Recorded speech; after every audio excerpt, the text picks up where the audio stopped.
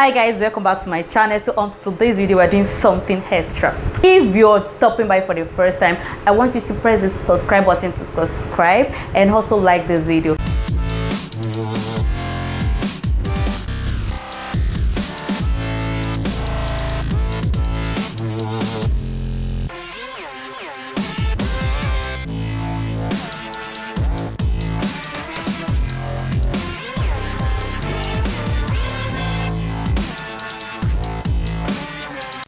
Hi guys, welcome back to my channel. My mom will be doing my voiceover for this look. Hope you enjoy this video.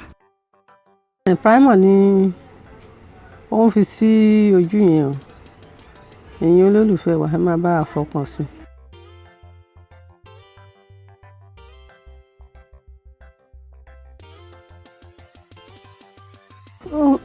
Foundation ló ń fi sí bí wọ́n ṣe ń wò yẹn o. Ẹ gbàgbé o kẹ́ máa fi ọkàn sí bó ṣe ń blending sponge ló fi blend ẹ̀yìn. It's using blending sponge to blending it.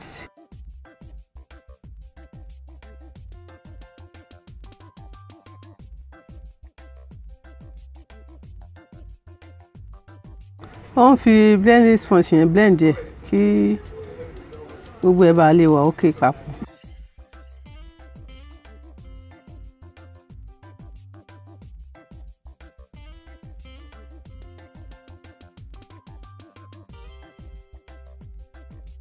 Mi mọ eléyìí tó ń fi sí yẹn. Ó tún fi blending sponge yẹn ó fi blend ẹ̀ papọ̀.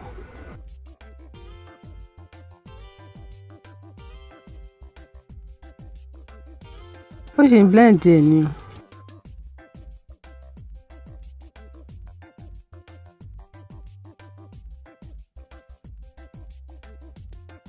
It's using powder. Bó ṣe ń fi sí yẹn ó ń fi síbi òkè ojú ẹ̀. Ṣé ẹ̀ ń fọkàn sí bó ṣe ń ṣe yẹn?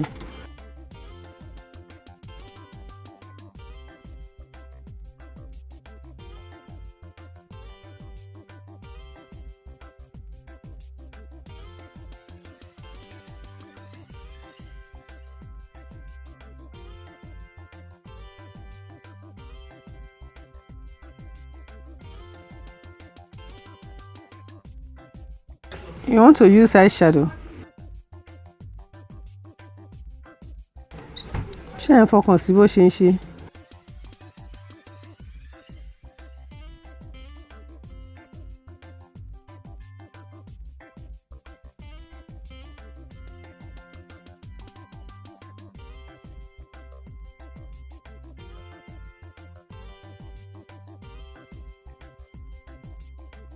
You want to use another color.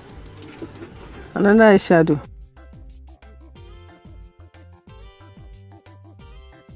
Eyeshadow náà ló ṣì ń fi sí yẹn, but another color ni.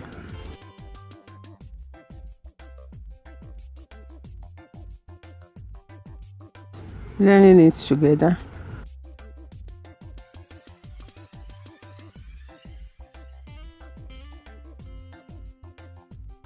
You want to use eyeliner. If you want to use eyeliner.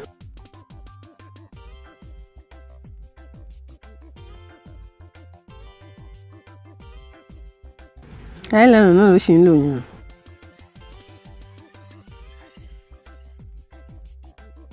Eyeliner náà ló tún lò sí other side.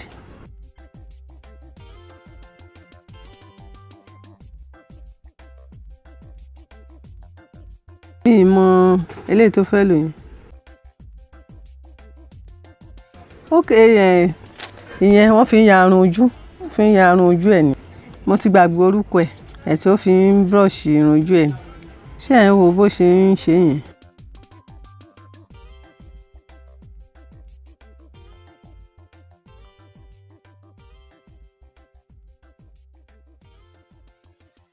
Mi mọ eléyìí tó ń lò yẹn o. Mi mọ orúkọ kan tó ń lò yẹn.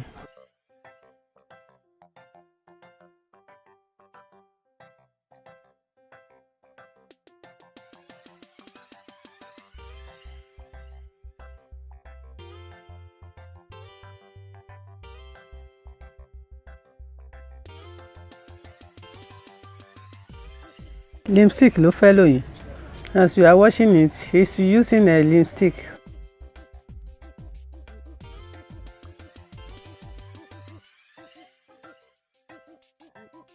He's still using lipstick. Ẹ má gbàgbé bí mo ṣe sọ fún yín yẹn, lipstick yẹn náà ló ṣì ń fi sí.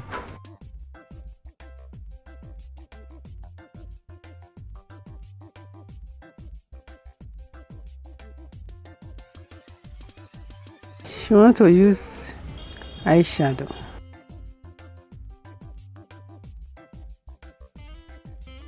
He's still using eyeshadow.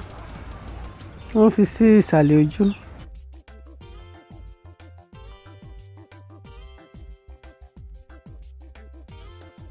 You want to use eyeshadow again.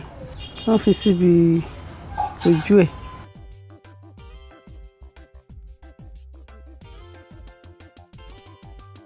She's using mascara.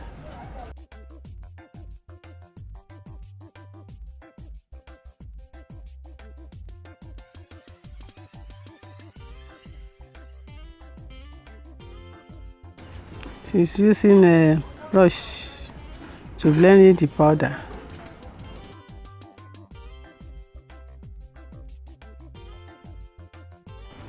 Bó ṣe ń fi sí yẹn, gbogbo ibi tó ń fi sí yẹn lè máa fi sí. Tẹ́ bá fẹ́ ṣe kó lè blend it together.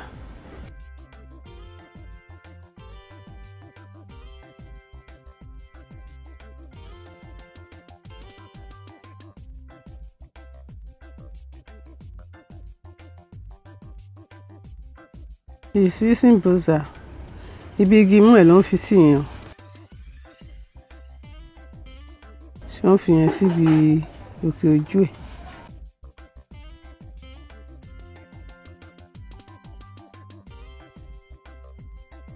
Ṣé ẹ̀ ń fọkàn sí bẹ́ẹ̀ a ṣe ń ṣe yẹn?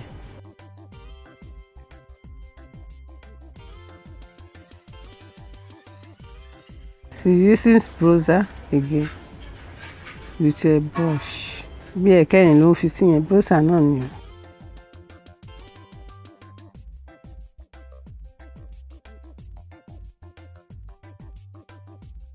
She's using to spray it. Mo rò pé ẹ ń fọwọ́ sí gbogbo bó ṣe ṣe yẹn. Inú mi dẹ̀ dùn sí.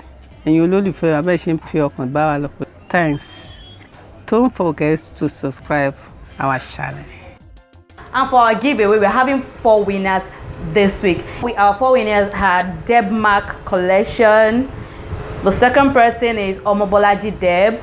The third person is style_hand_time, and also Oyeleye_Omomi. So those 4 people should just send a message to me on my WhatsApp. For you to enter the giveaway, I'm going to drop it in the description box below.